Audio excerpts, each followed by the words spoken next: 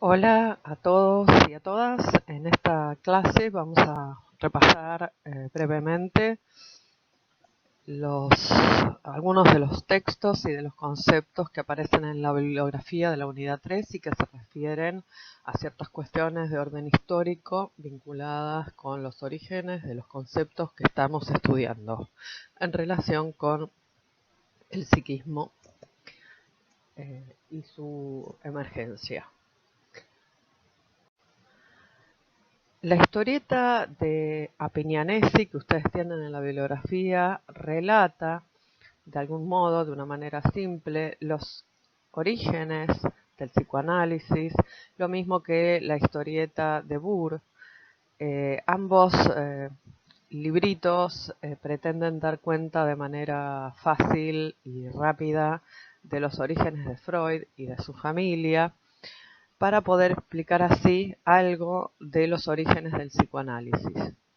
En esta historia, que está en estas historietas, está muy presente el antisemitismo en la historia de Freud.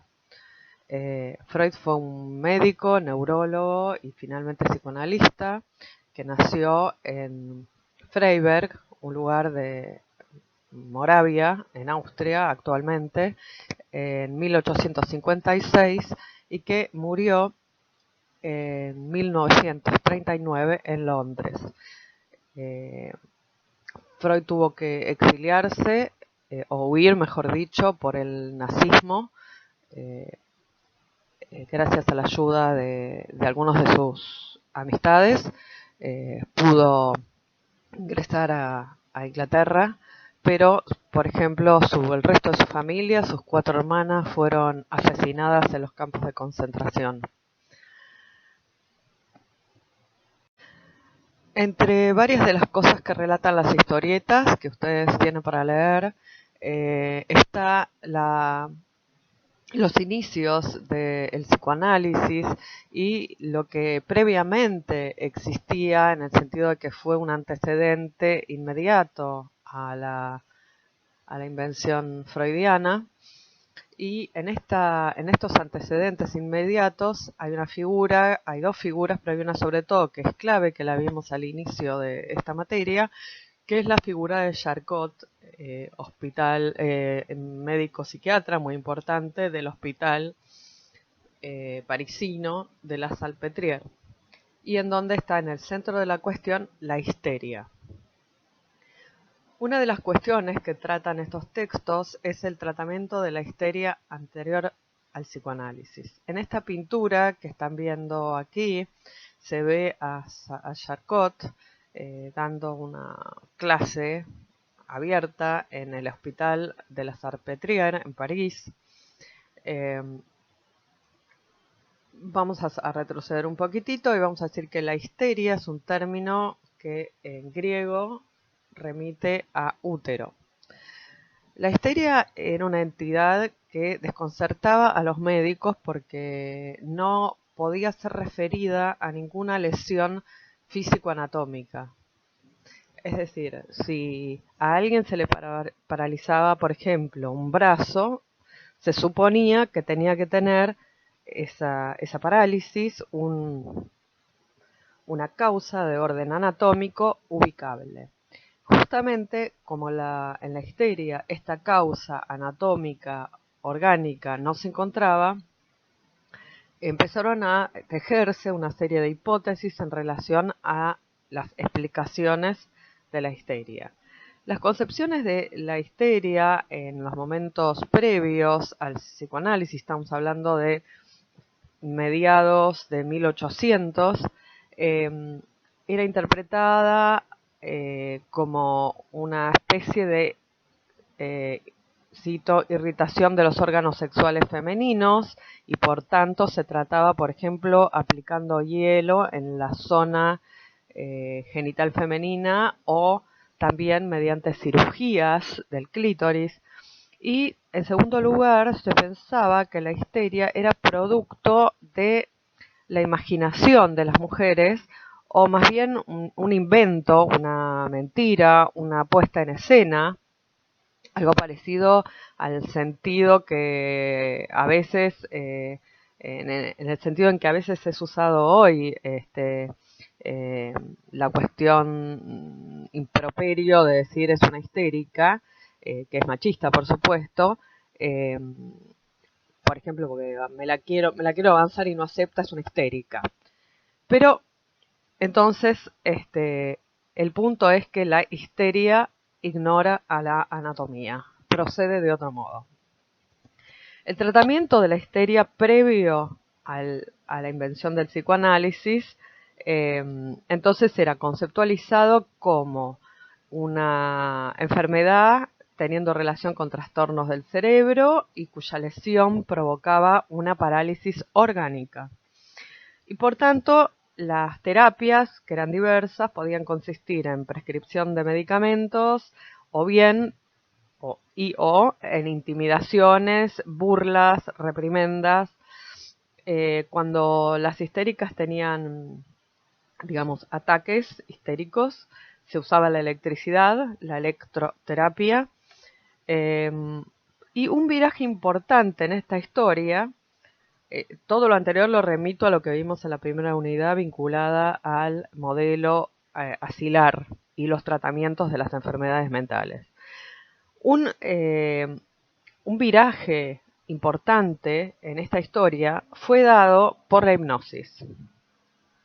Los fenómenos hipnóticos en su momento fueron un importante momento para empezar a cambiar las ideas acerca de estas dolencias, porque permitió constatar el método hipnótico que ciertas alteraciones somáticas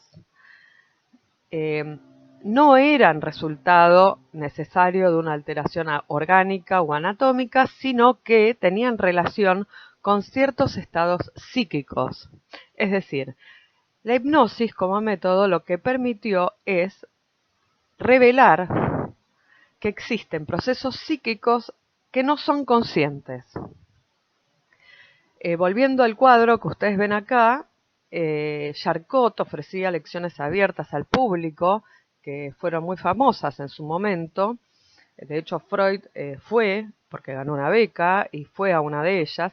Y Charcot invitaba al público asistente a participar de manera activa en la hipnosis de las pacientes que tenía ahí. Ahí se ve una paciente que se supone que está hipnotizada,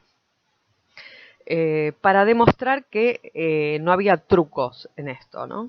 Era una suerte de espectáculo garantizado. Eh, y bueno, no pasó demasiado tiempo para que efectivamente en el mundo del espectáculo y de los circos los magos e hipnotizadores dieran mayor crédito a sus shows, diciendo que imitaban las experiencias del doctor Charcot en la Salpêtrière. Lo que vale la pena subrayar en toda esta cuestión eh, es el desconocimiento de la medicina respecto de la realidad psíquica y de eh, su posibilidad de engendrar eh, efectos a nivel somático, a nivel corporal. Freud, cuando cuenta cómo nació el psicoanálisis, dice que al inicio el objetivo era vencer la impotencia de la medicina en relación a las que se llamaban enfermedades nerviosas funcionales, es decir, las afecciones nerviosas que no dependen de algún cambio orgánico en el sistema nervioso, aunque muy frecuentemente tienen dolores, presentan dolores y parálisis de miembros. Los médicos de aquella época sobreestimaban los aspectos o los hechos físico-químicos y anatómicos sin saber qué hacer con lo psíquico propiamente dicho. No podían comprenderlo, no podían aprehenderlo con H. Y entonces lo abandonaban a los filósofos, esto dice Freud. Como no lo podían entender, lo abandonaban a los filósofos, a los místicos y a los curanderos. Por tanto, las neurosis, y dentro de las neurosis la histeria, seguía siendo un enigma para la medicina de ese momento. Estas dos fotos que ustedes ven ahí son fotos reales de un libro que se llama Iconografía fotográfica del Hospital de la Salpêtrière. Fotos que van de 1876 a 1880. Y esta mujer, esta joven que se ve en estas fotografías, es Agustín. Agustín es una de las pacientes más conocidas del Hospital de la Salpêtrière. Su nombre completo era Agustín Gleises, y a quien se describía como una joven rubia de complexión grande y fuerte, que ofrece el aspecto, dice el escrito, de una muchacha en la pubertad. Es activa, inteligente, afectuosa, impresionable, pero también caprichosa. Le gusta mucho llamar la atención, es coqueta, pone mucho esmero en su aseo, en la disposición del cabello. Acá termina la cita textual. Agustín era una paciente de Charcot. Sin embargo, la realidad de la vida de Agustín era mucho más compleja que esta descripción previa. Agustín había trabajado como ayudante de cocina y fue enviada al Hospital de la Salpêtrière a los 14 años, en 1875. Antes de eso había estado bajo el cuidado de una enfermera en su vida más temprana, y después de la enfermera en un internado religioso donde aparentemente habría sufrido castigos corporales. Además fue abusada sexualmente cuando tenía 10 años y fue violada por el amante de su madre cuando tenía 13 años. Es decir, tuvo una vida bastante difícil. Se sabe que después de varios años de estar internada en el Hospital de la Salpêtrière, se negó a seguir siendo fotografiada por Charcot y sus fotógrafos y escapó del hospital disfrazada de hombre. Les muestro esto, hay muchas fotografías de la Salpêtrière, pero creo que muestran el estudio previo a la aparición del psicoanálisis. Uno de los casos más famosos de histéricas fue el caso denominado en la historia del psicoanálisis Anna O. Esta paciente, que no fue una paciente de Freud, sino de un colega de Freud, fue paciente de Breuer. Breuer utilizaba como método a la hipnosis, y el método consistía en hipnotizar al paciente a fin de que recordara traumas olvidados. Entonces, cuando Breuer le hipnotizaba a Ana, Ana hablaba y recordaba cuando estaba hipnotizada. Y una vez conseguido este recuerdo durante el trance hipnótico, desaparecía el síntoma. De este modo, se empezó a demostrar que los síntomas tenían algún tipo de vinculación con afectos que eran inconscientes, porque cuando la paciente despertaba de su trance hipnótico, olvidaba por completo lo que había narrado. Breuer comienza a tener conversaciones a las que la propia paciente Ana O denomina cura del habla o limpieza de la chimenea. Y los síntomas comienzan a remitir, pero remiten tan solo por un tiempo y luego regresan. Además, y esta es otra historia en la cual no me voy a detener, Ana se había vuelto muy dependiente de su médico, de Breuer. Breuer y Freud, que eran amigos, hablaron de este caso, que era, insisto, de Breuer, no de Freud. Y Freud, en un libro denominado Esquema del Psicoanálisis, revisa el caso de Ana O y dice que esta mujer se había enfermado a consecuencia de los desvelos impuestos por la asistencia que realizó a su padre, que estaba enfermo y al que obviamente quería, durante una larga y penosa dolencia. Los motivos traumáticos y los afectos que estaban enlazados hacia esa persona habían sido olvidados, entre comillas, para la paciente, como si jamás hubiesen sucedido. Mientras que los efectos de esos afectos perduraban en forma de síntomas, como si para estos afectos que perduraban en forma de síntomas no existiese el desgaste por el tiempo. A partir de este caso, lo importante es que a partir de este caso se comienza a mostrar que todos los fenómenos patológicos tienen un sentido. Es decir, que las fuerzas psíquicas son fuerzas dinámicas y que poseen efectos. Que no hay algo que sea un sinsentido, un disparate, o algo que sea meramente fingido. En segundo lugar, se muestra que en el origen o la etiología, mejor dicho, de los síntomas histéricos, surgen en situaciones en las que el sujeto había tenido el impulso de actuar, pero no lo hizo, había omitido la acción.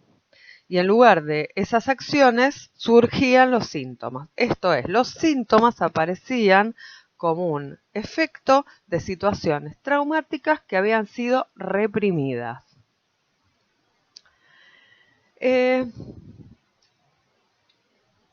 Por otra parte, lo que queda clarísimamente expresado a partir de esta prehistoria, digamos, del psicoanálisis, es que lo que emerge con el método hipnótico son recuerdos que no existen en la conciencia de los pacientes. Es decir, que hay algo que habla que no es parte de la conciencia.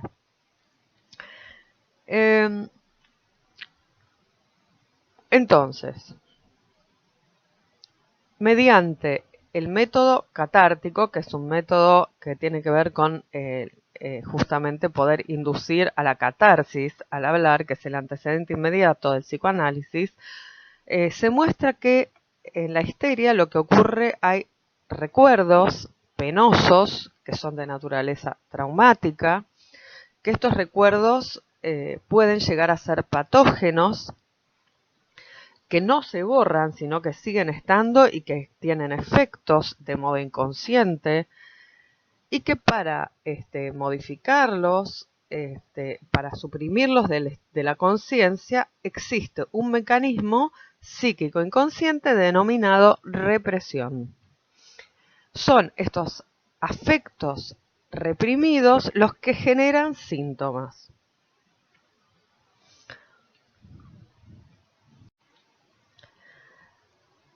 Tanto este método catártico como la hipnosis no son métodos del psicoanálisis, sino que pertenecen a la prehistoria del psicoanálisis. El psicoanálisis va a surgir después, cerca de 1896, y cuya técnica central va a ser algo que se denomina la asociación libre. ¿Por qué abandona Freud la hipnosis? Básicamente por dos motivos. Primero porque, según él dice, muchos pacientes no son hipnotizables. Pero también la abandona porque los resultados terapéuticos de la hipnosis no lo convencen, porque los resultados eran poco duraderos y demasiado dependientes de la relación personal que establecía el paciente con el médico. Algo que luego se va a llamar transferencia. Y entonces en ese punto Freud va a crear el método denominado de asociación libre, que consiste en que el sujeto, el paciente, debe prescindir de toda reflexión consciente y hablar, abandonarse en un estado de concentración serena a sus ocurrencias, espontáneas e involuntarias. Es decir, la asociación libre es el método del psicoanálisis para la investigación de lo inconsciente. Y en verdad, aunque se llame libre, no tiene nada de libre, porque en verdad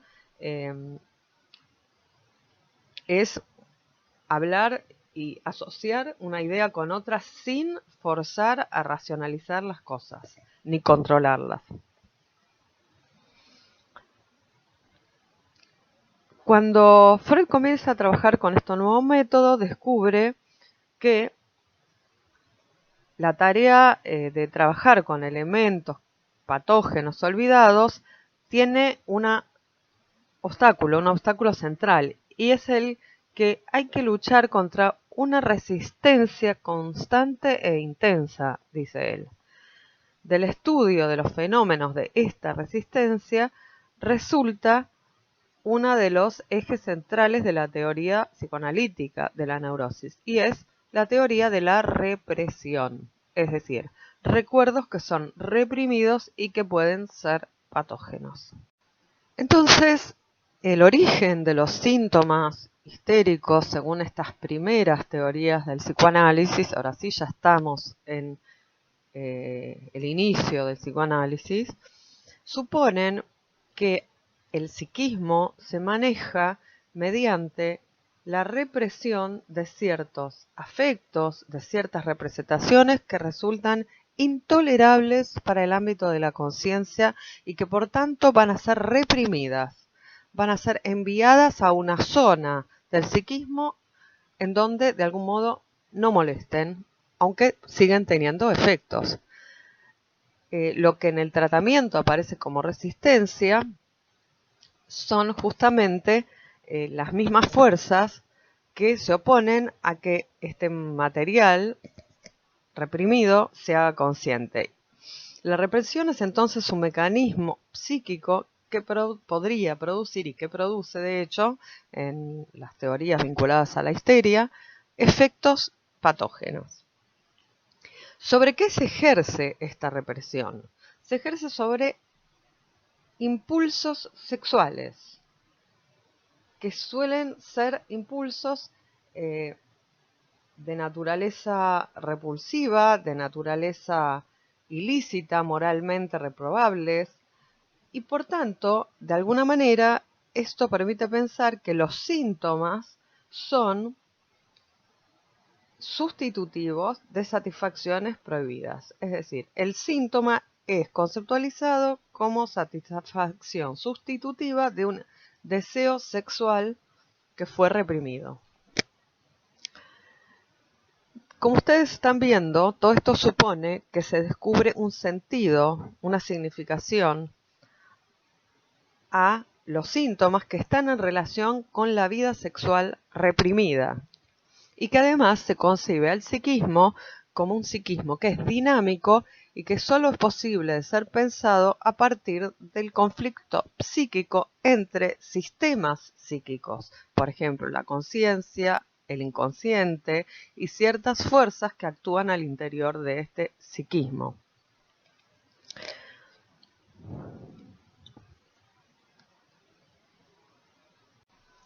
Esto también, claramente, como dije antes, implica darle un lugar central al descubrimiento del inconsciente, es decir, de que lo psíquico no coincide con lo consciente, que los procesos psíquicos son, además, inconscientes, y solo por la función de ciertas instancias y sistemas se hacen conscientes. El descubrimiento de que hay procesos psíquicos que no son conscientes, pero que sin embargo producen síntomas, son eficaces, es un hallazgo muy importante. No solo para explicar la patología, sino también para explicar cómo funciona el psiquismo normal. Así, por ejemplo, cuestiones tales como los lapsus, los actos fallidos, los olvidos, las equivocaciones, los sueños, en fin, toda la psicopatología de la vida cotidiana tienen un sentido y nacen como consecuencia de un conflicto psíquico entre una intención consciente y una intención inconsciente. Así, el psicoanálisis descubre que en la vida psíquica normal existen los mismos mecanismos, las mismas fuerzas y las mismas relaciones entre sistemas e instancias que en la vida psíquica patológica. Así, por ejemplo, ¿no es cierto?, los sueños tienen una estructura igual a la de los síntomas neuróticos. Tienen por un lado ideas manifiestas, que son las que nos acordamos, como podemos cuando nos despertamos, e ideas inconscientes. Y la deformación del contenido del sueño es un efecto de la censura que opera dentro del psiquismo. Para finalizar este pequeño audio vinculado con la historia, les pido que lean el material de las historietas y para quien quiera puede completar esta introducción con algunas películas. Acá les copio los links a una película y a 2 videos cortos que tienen que ver con esto. Saludos para todos.